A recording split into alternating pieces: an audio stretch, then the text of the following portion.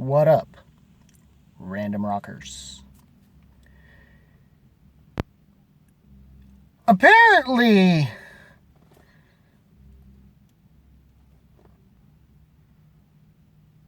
somebody's playing some rap in some other car and I can hear it from here, for one thing.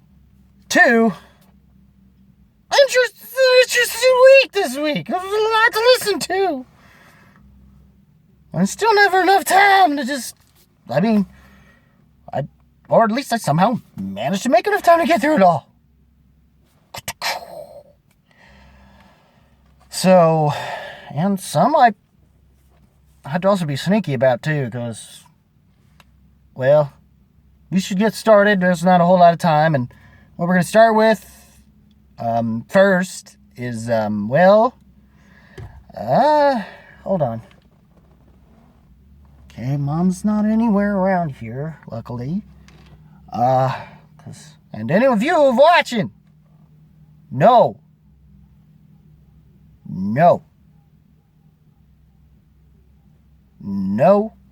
do not tell my mother. You will ruin Christmas. That's my caveat. Or like about this one specifically, because she don't need to know about this one yet. She will wait till Christmas. Okay, we're clear. On with the reviews. Starting with Daughtry, Dearly Beloved.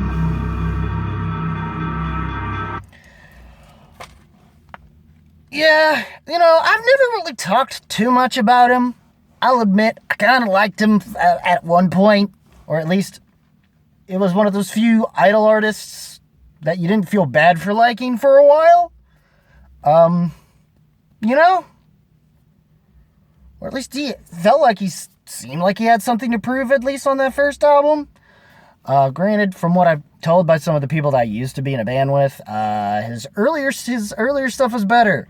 Though I had to specify, and they still couldn't tell me, the stuff prior to him being on Idol, or after he was on Idol, before Daughtry.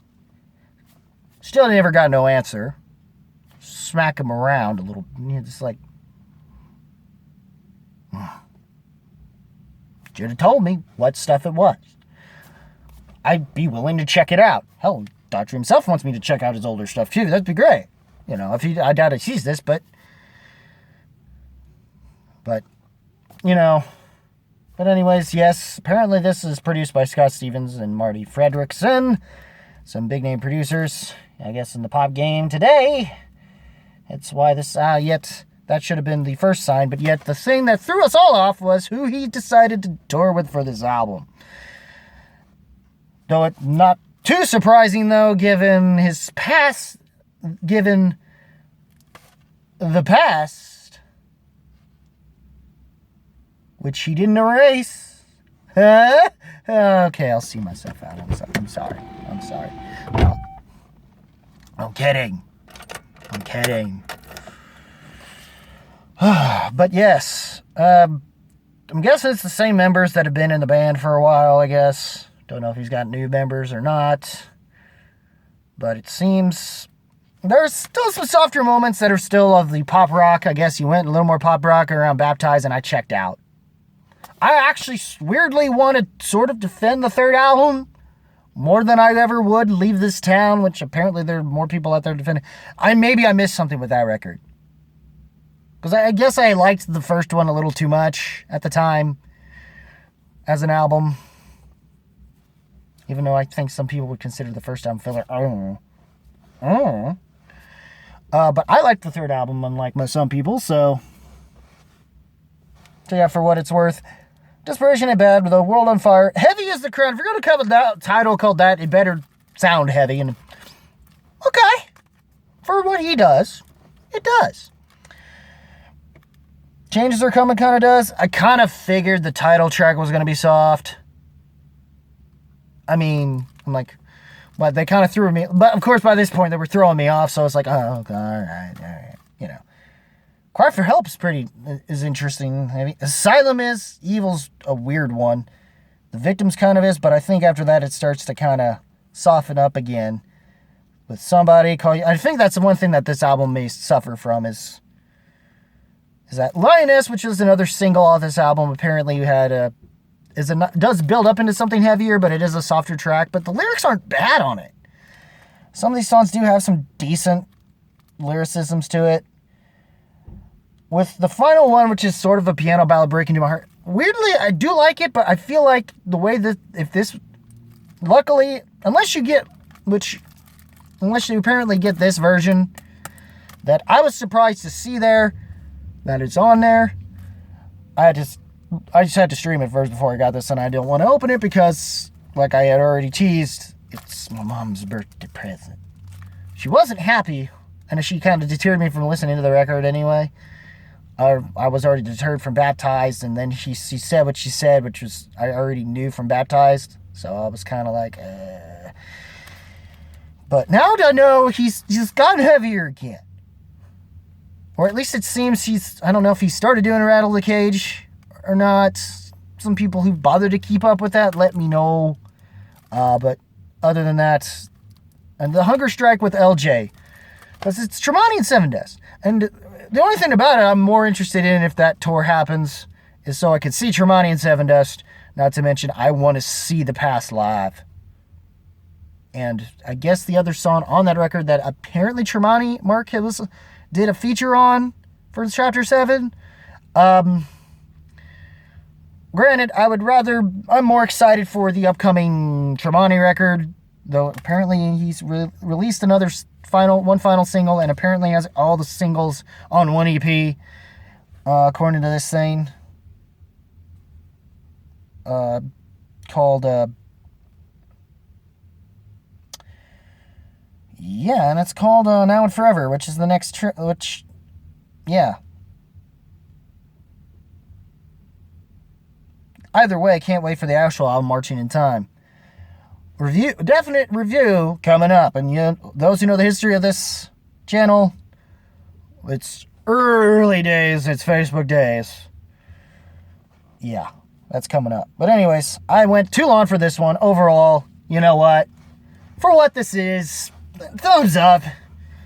At least it's better than Baptized. I don't know if it's going to get me straight up into him again. Maybe I might have to see what I might have missed with Rattle the Cage to see if I really did miss anything, but I probably doubt it. If it's anything like this here, maybe. Or at least he seems to have more interest in his heavier stuff, or at least to promote that stuff. But Chris at least vocally still has it. I don't hate his vocal. I don't know what people have against him. And the band's fine. They're doing what they had to do to service him, but Chris is kind of the most talented member of the band, and the lead works are fine. I like some of the lead work on some of these moments. I don't know if I could say it's Brian Craddock or John Steele that does it, but you guys did fine. You did good. Bass drums do what they can, I guess, but I'm going to just say it's thumbs up, but even though I would rather go this way and leaning more positive to the point of wanting to say thumbs up, but I'd honestly still rather listen to the new Wolfgang Mammoth record over this, so yeah. For some of you, take that for what it's worth. But Daughtry did fine. I'm happier with what you've decided to release this time around, even though I'm kind of scratching my head here and there about some ideas. But the Breaking My Heart vocally is one of your better performances for sure, and the piano choices, at least I guess the piano parts, I don't know, what I'm guessing is Fernandez's keyboard set to sound like an old school piano or something of that nature. Good on you. But anyways, that's what we're going to go with for that one. But we're going to follow it up with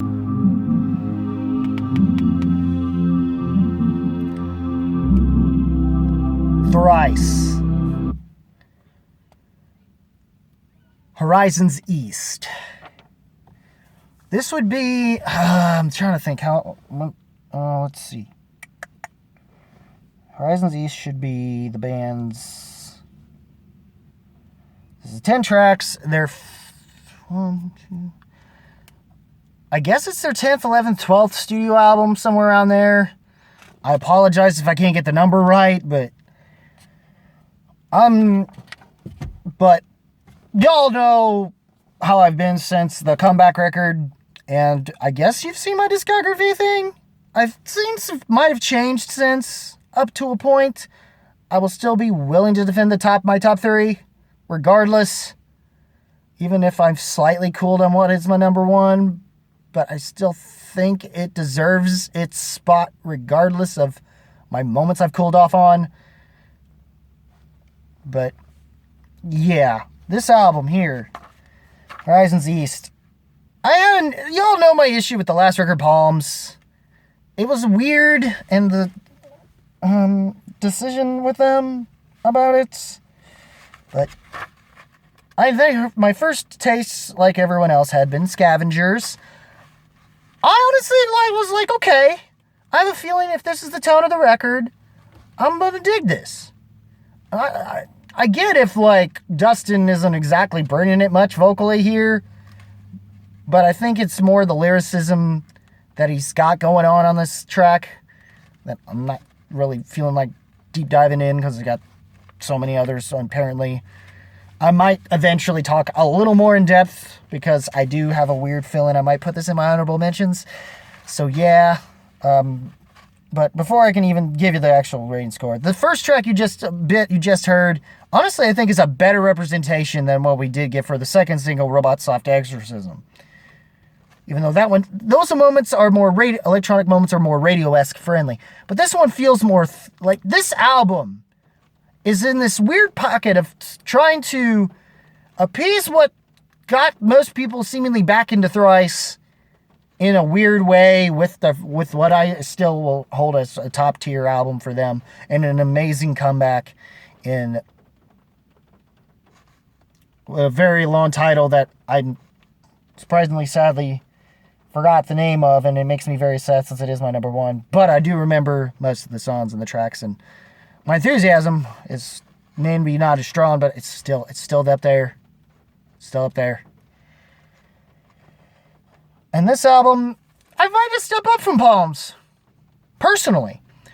Despite its faults that could possibly make people want to say they don't. But here's the thing. Scavengers. Despite Scavengers, I mean, especially the moments like Buried in the Sun and The Dreamer.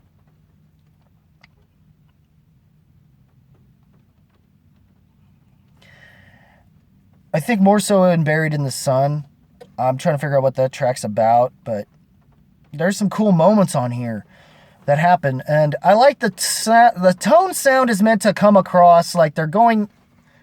A lot of people have said haven't been as Thrice-y as they used to be.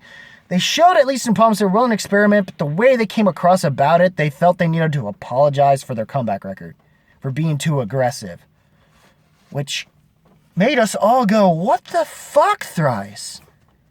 We weren't expecting you to be that aggressive, yet alone as on point about it, as you've been since Artist. And a lot of people want to bitch. I don't know what people bitched about Blood into Sand, but it wasn't me.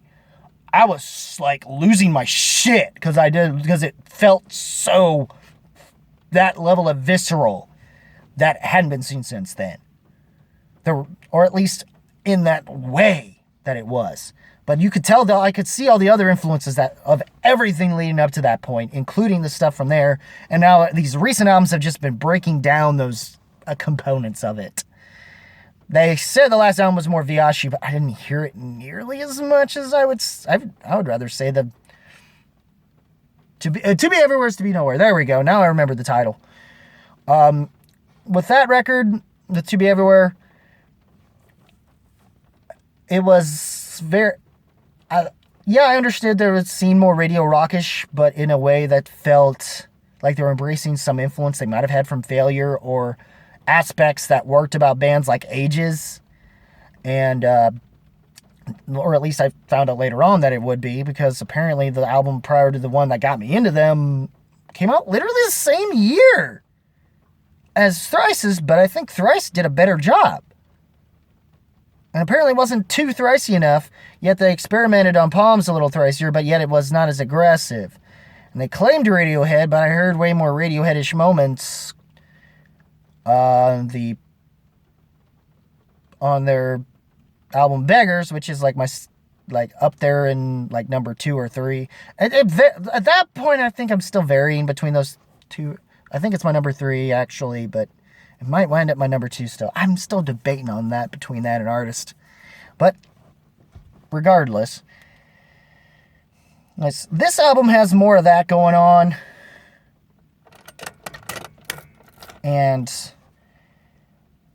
But the thing, and yeah, hearing that one was crazy. It was interesting, but it didn't really do much for me. But I didn't hate it. But it showed they were still willing to, but it wasn't a bad idea, and it worked for them. And then their follow-up track was prior to the album's release, within a week before, Somerset Fire to the Rain, which, by the way, after Bury the Sun and the weird thing that goes on in that, I think there's a weird thing people are bitching about this one line. I think it's something about, yeah,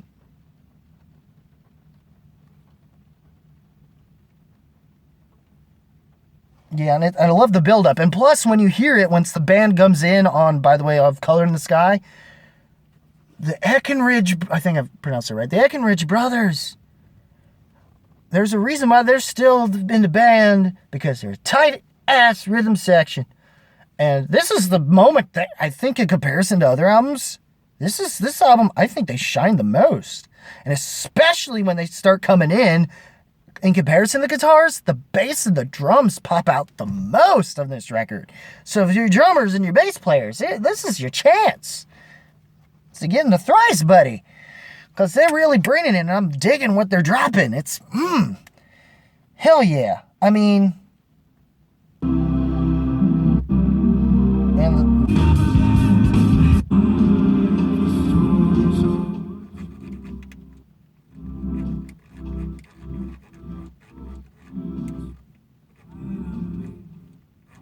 come on. I love his vocals still on here, and he does bring it. It's just Scavengers he didn't as much, and I understand that being an issue, but look, I mean, or at least it pops out more when in headphones, for sure. Trust me, it's glorious. Scavengers is fine. I love the tones of it, but Buried in the Sun is weird.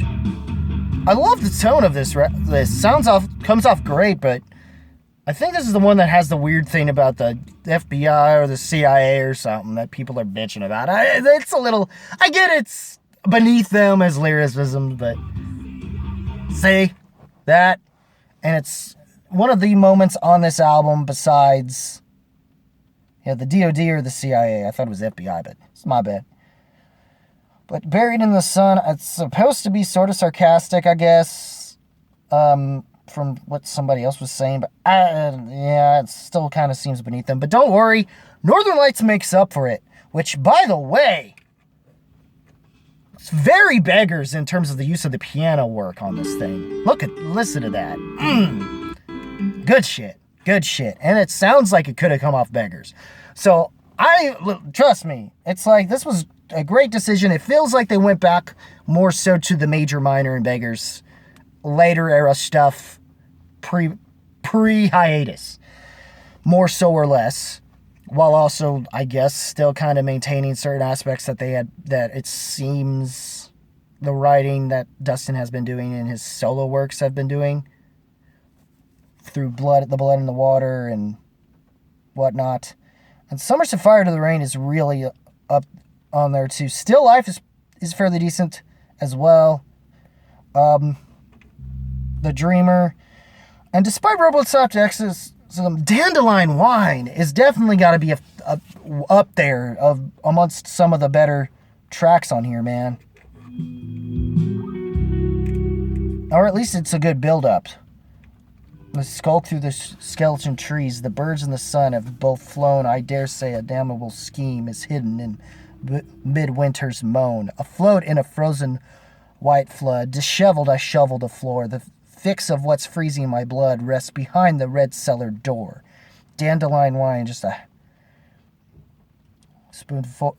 I'm wondering if some of it might be also inspired by what he was trying to do right for Black Honey, maybe. But regardless, everything's fine. So many days of summer in bloom, chasing winter away. I should be wrecking my roof. The snowdrift is dangerously high, but I've found my favorite proof and is barely half dry. Or at least it seems to kind of hint that this dandelion wine is some sort of... I don't know if this is an Edgar Allan Poe reference, or... I'm trying to figure that out myself, but it's definitely one of his more poetically charged tracks, for sure. But it's unfortunate, like... Lunative East is kind of a weird way to end this record, personally, and I feel like Dandelion Wine should have been the closer, really. Or at least it doesn't work in the way that they thought this was going to do, in the same way that in the same way To Be Everywhere was ending, because that for some reason worked, or at least they were able to find a way to tie it in such a way that if you were to listen to this as a physical release, it would loop itself back around. I don't think they do that necessarily. I think they try to do this here, but I don't think it works as well as To Be Everywhere, personally. And the Dreamer has his moments. I think those are the moments where I have an issue about it, but other than that, the ideas they experiment on with this record, and it's at least slightly more aggressive sounding than their previous album tracks, but I don't hate these. And even the Dreamer has a good sound, but I don't care for the way the verses are done, but the chorus is good, for sure. I'm hoping that this record's intention, I think, is to get those people that felt like felt Palms was not aggressive and was to make up for this weird middle ground of the last two albums, while simultaneously hearing the complaints of how they're not nearly as Thrice enough anymore. This album is that middle ground, to where at least I could say I like it better than Palms, and maybe even more so than some of the stuff off that EP that happened the year after. But yeah, let's get Thrice record. Overall, this album, you know what? Thumbs up. It's not masterclass. I wish I could say fully rocks, but the moments do kind of keep me from getting there. But overall, they haven't done anything to me that doesn't say that at the very least this band is solid. And the solidarity at the very least continues for me. They haven't done anything to steer me away from them as a band. This was a good step up for me. It may not seem like that way. I'd see at least as an album experience as a whole. Despite the moments that are flawed and quite honestly mistakes that were probably experiments that just didn't pan out well. They weren't enough to tear me, to make me be like, that it ruined the album experience throughout. It didn't. But I could say that I don't want to go to those tracks as much.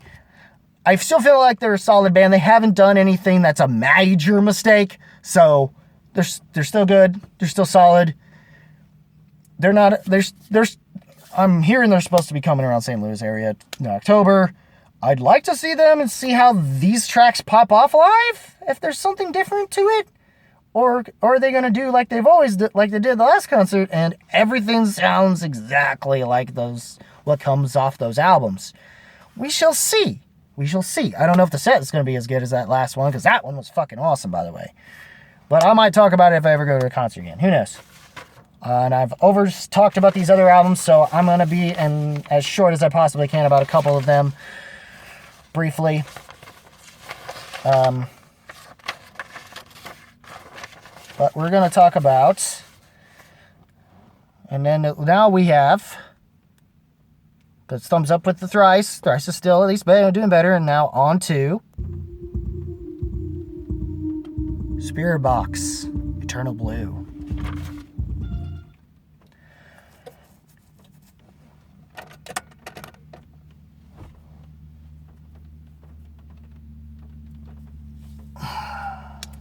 Alright guys, sorry I spaced out, but yes, this is finally the debut of Spiritbox. The brainchild of former I Wrestled a Bear Once members. There's Courtney LaPlante, vocalist Courtney LaPlante, and guitarist Michael Stringer. And for those who run in any of my personal IRL circles, do not be confused with that Marky, of which I know. I've yet to get him in a Spiritbox. I feel like once he finds out about him, he'll be like, show me guitars, and make a joke out of it, and it'll be a fun little thing. Because I know an actual Michael Stringer, but it's not the same dude. He just goes, this other guy goes by Mikey. But anyways, and I shouldn't have put him on blast, and I apologize to you, but there, it's an inside little joke. Give you reason to check him out. So, I'd say you probably like the other album I might talk about, but we'll get to that when we get to it. But yeah, this, a lot of people participating in it. They've built a lot of it up from EPs to all sorts of other things. I'm sorry for the lighting here. I don't know if I can fix this. Let's see. No? Fuck it. But yes, Sunkiller was great, and it does go into Hurt You, which was one of the weaker and last singles we got coming into this album.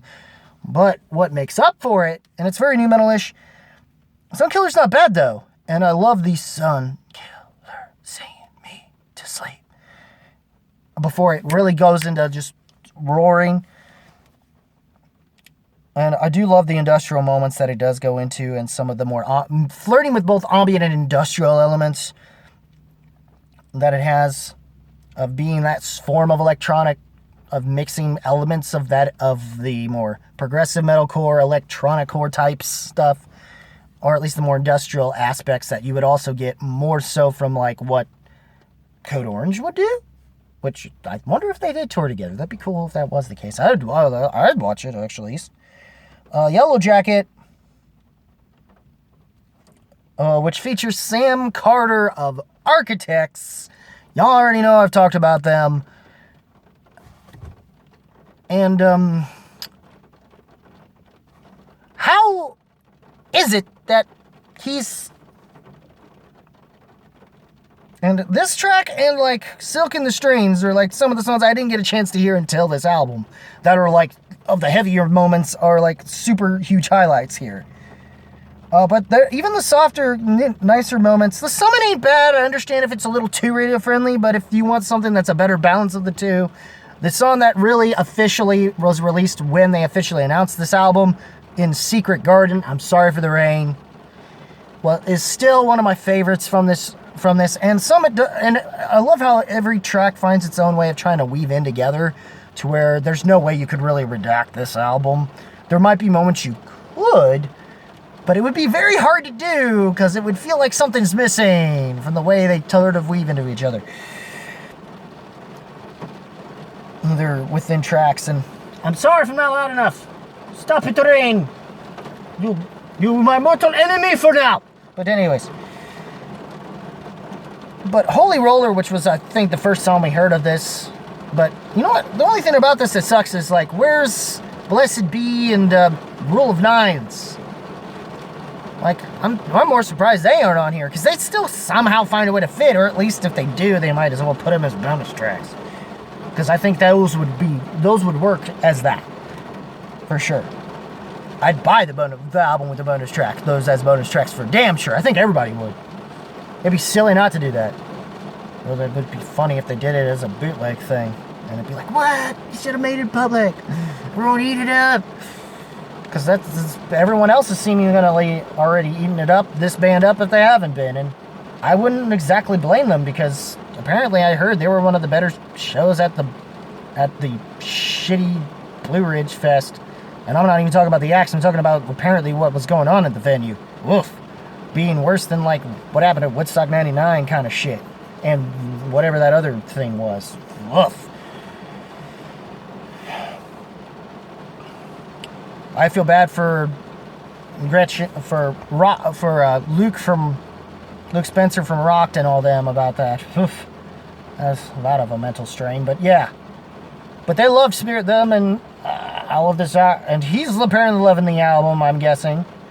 Eternal Blue's not bad. We Live in a Strange World has an interesting hook I like. Halcyon is fine. It's not a bad heavy track. But the follow-up tracks, I kind of was it became predictable because of when they chose to release track listings and we saw the songs we already knew. We already knew how this album was going to end.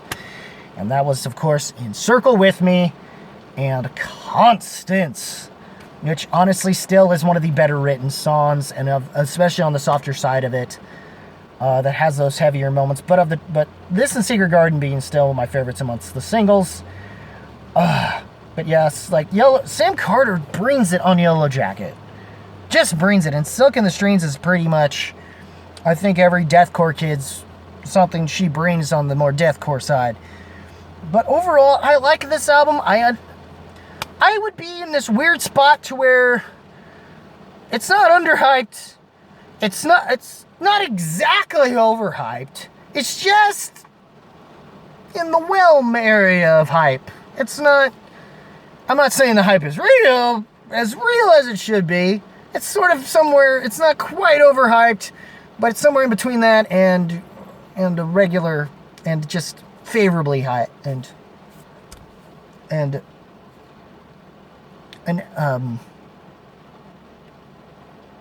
what's the term I'm thinking of? Properly hyped. But anyways, other than that, on with, but overall, thumbs up.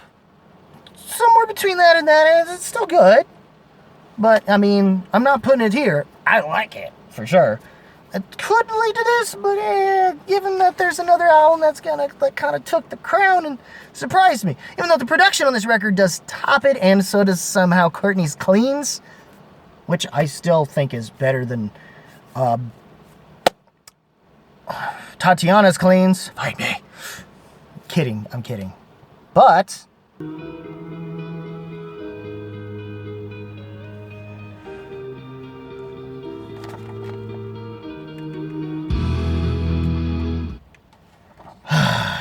Employed to Serve and their album Conquering. There's so much going on with this thing. Like, this thing has some Every Time I Die, some moments that feel Dillinger-ish. The way the sort of more cleaned up harshes come across like Hayley Williams trying to her best at metal screaming. And it somehow works in the best way possible. And you do get some dudes cleans too, and my favorite, and Universe Chokehold is quite Exist is good. Sun Up Sundown's pretty heavy. I understand if her growls and everything, and there's a lack of cleans in the female side, which I understand if might be an issue for some. But if for some reason Courtney's thing ain't doing it for you, or that album as an experience ain't doing it for you, this album will do it, and will give you so much more than you asked for. Even if you were even more into like your Code Orange up to a certain point, and he's like, and your Every Time I Dies type of stuff. But if they and Dillinger kind of thing, maybe not nearly as crazy, but it just works, man. It like Exists, Twist the Blade, and it's pretty good. Like all of them are pretty oomph. And Martha of the Grave has a great chorus hook with the chick singer in here screaming the title of the song, God, the grave. And you get this very Every Time I Die style, you're all dead to me. Before they do it again, and she comes in with the, you're all dead to me. It's fucking, it just works. And this entire album, man, there's just nice little treats, good lead work. I think, is it The Mistake? I think is the one that has these blast beats come in, man. You get some good blast beats. Like, look, yeah, let's get some blast beats. Let's go blast beats. And overall, fuck yeah. I'm gonna just tough the short. Just go listen to this fucking thing. Fucking horns up. Horns the fuck up. Almost borderline masterclass. This is getting more interesting this later half of this year. I'm telling you. This is going to be tough. And given October's stuff coming out. It'll be a while till I can get to that swim, I'm telling you. Oh. But speaking of blast beats, torn carcass, torn arteries.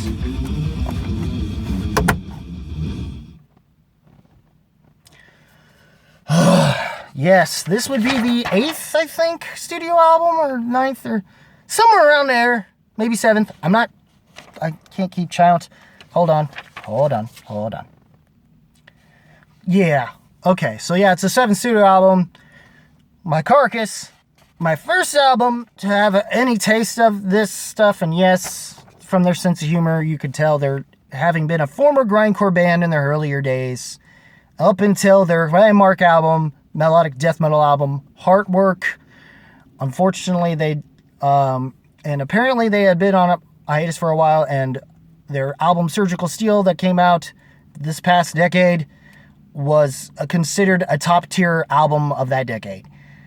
And to the point where some people are now rivaling that record to their classic Heartwork, which I've yet to hear, but after having heard this album, and hearing that this album isn't as quote-unquote meaty as their last album, and given the lead single that I believe is the second track that comes up right next, Dance of Ixtab,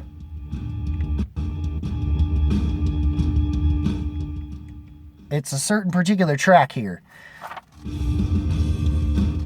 What's coming up? I'm trying to remember the riff.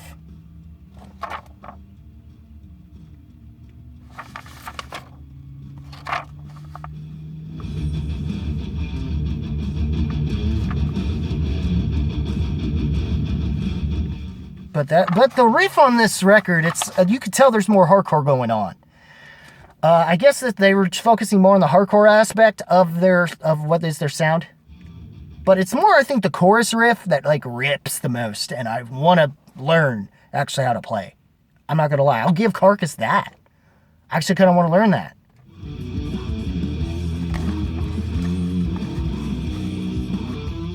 It sounds so Mastodon-y too. I love it. That's kind of part of why I like it. You know, it's very Mastodon-y, so it's almost sort of kind of sludgy, but in a way that's more lenient towards hardcore than I would say metal necessarily. Which given the fact that sludge metal somehow has musical characteristics to that of grindcore, which, by the way, this band is also, speaking of that, was, in terms of that scene, was known for, at least for one of their records, also being a landmark for gore grind, and specifically the fusion genre of death grind, which might have somewhat inspired some deathcore.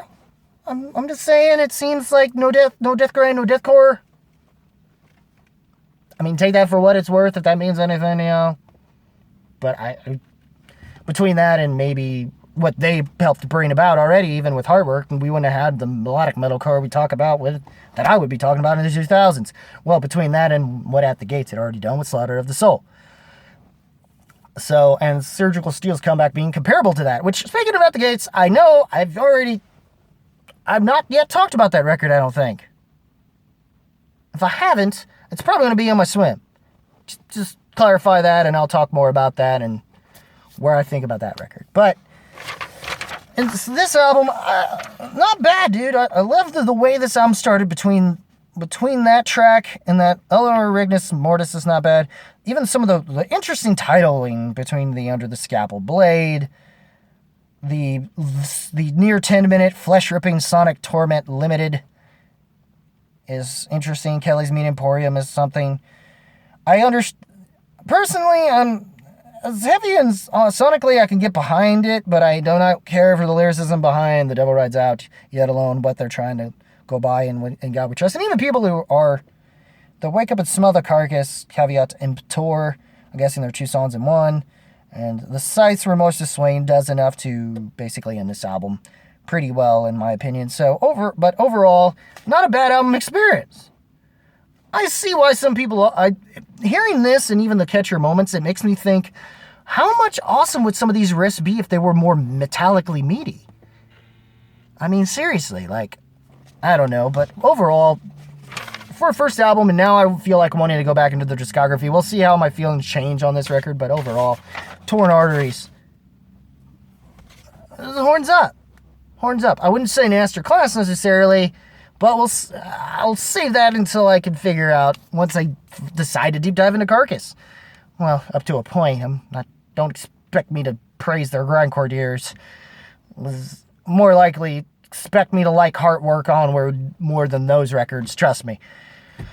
Hell, I might even have the hot take and probably like their Swan Song over those other ones. But I don't know. I've yet to listen to it, so don't quote me on that. But what did you guys... But overall, well, those are the albums that came out this week, guys. What do you think? What of these that came out this week, albums here, is your favorite? Leave a comment below. Let me know. Oh, let me know. As always, yeah, and Tremonti coming up, and Schmodown stuff as usual. And if you like this video, rock that like button with Thrust if you must. Link in the description below to link in the description below. Also to my Facebook page, like and follow me there. Also, for those in Schmo who want to know a little more about Schmodown and want to catch me in other places, dungeon page right there, home of the five-time movie trivia Schmodown singles champion of the world, Dangerous Dan Merle. Can you dig it, sucker? I'm sorry if that wasn't as enthusiastic, but I used a lot of my enthusiasm on some of these other records, so just chill. Also, please click the notification, hit that subscribe button, click the notification bell if you like this as well. I'd gladly appreciate it. As always, guys, keep it random. Keep it real. This is Tyler, Rockin' Movies with Tyler. I'm Tyler. Keep it random. And I ask of you to keep it random, keep it real, and keep it rocking. And I'll see you in the next video. Take care, y'all.